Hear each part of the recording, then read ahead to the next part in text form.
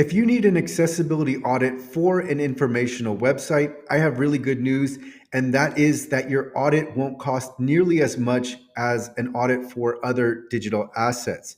So on this next slide, I have an example of what I'm referring to, and we have a very simple website where we have the logo, we have home, potentially, in the navigation menu, we also have services, about, and contact.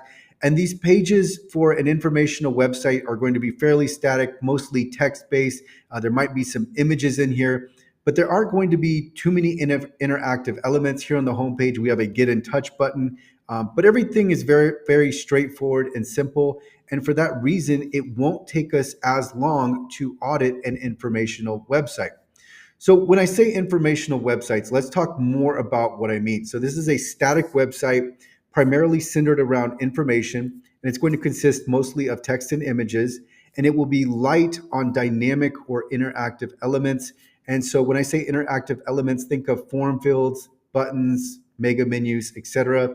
And then so this might be a consultant website. It might be, let's say there's a doctor or some other type of professional. Maybe it's even an attorney. And so here we might just have simple pages like home, services, about, and a contact page.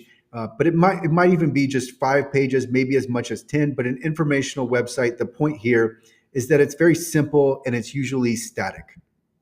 So for the cost, it's going to be, again, as I said, on the lower range. And here I have a starting price of $500, in the mid-tier pricing, $1,000, and then on the higher end, maybe $1,700 for an informational website. And so informational websites are going to have fewer pages. They're going to have fewer accessibility issues because it's very simple. It's static. It's mostly text and images.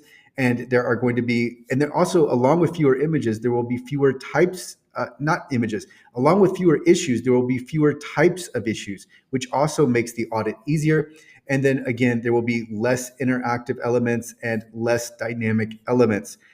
So again, this is on the lower end of accessibility audits.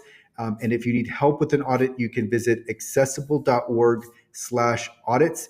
That's going to do it for informational websites. These are very simple and straightforward. So we're going to move on to the next video in this series.